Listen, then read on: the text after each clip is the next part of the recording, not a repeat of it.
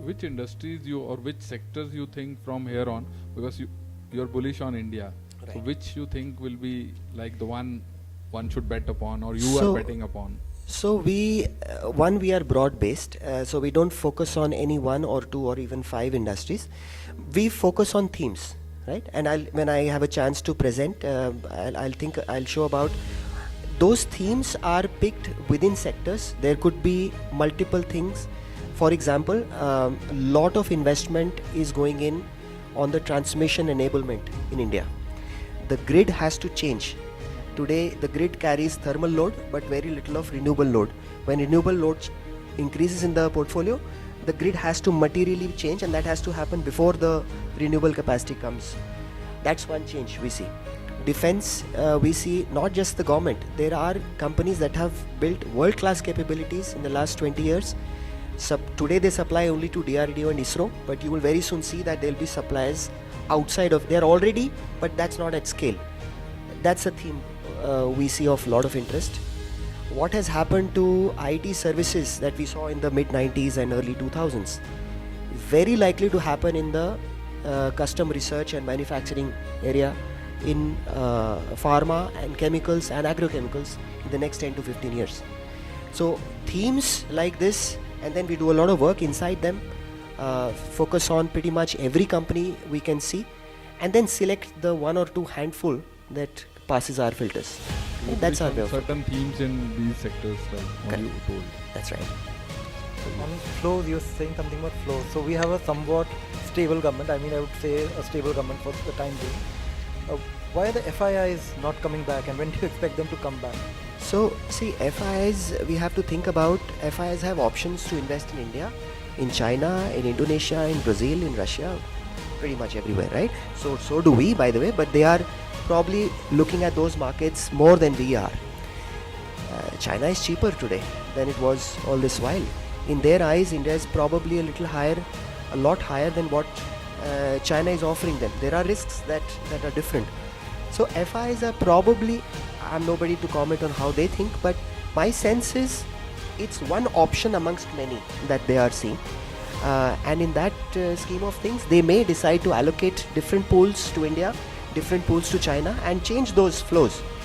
But my sense is if the growth remains consistent, earnings of well-run companies grow, it's only a matter of time that flow supports the strong domestic flows that we are seeing from domestic institutions and retail investors. That's a very large game in town now, right? Yeah, but so that means for a period of time, large caps or maybe banks and all could underperform? I would not generalize this, but I think the point is, if the fundamentals have not been fully priced in the stock price now, we will see returns coming. If they have been fully priced in some cases more than fully priced in, we will expect that the going forward returns may not be good. So hard to generalize. But on banks have never had stronger balance sheets in India.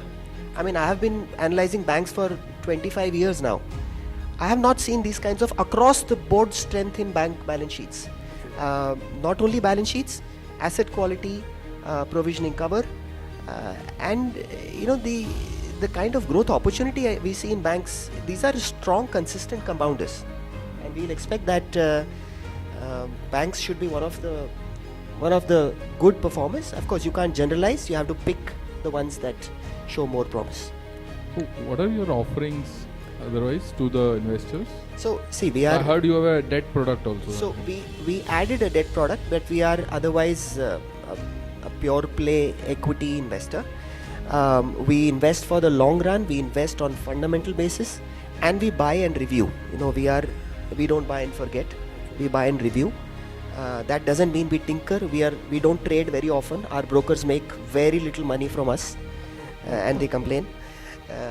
But we added debt because sometimes when flows came in the last 6 months to our fund, it was hard to deploy that flow in the 2, 3, 4 month timeline.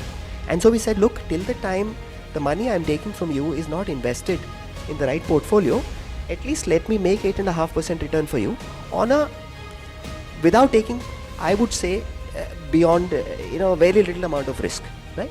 So that's the reason we have the debt strategy. That's not the core product. It's more a parking lot for us to be able to move money from there to the equity pool when the right opportunity comes, right?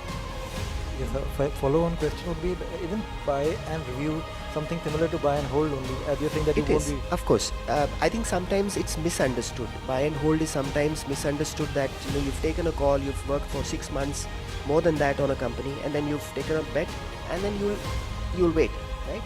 Review means you have 5 to 7 parameters on which you assess that company. It could be operational, it could be financial.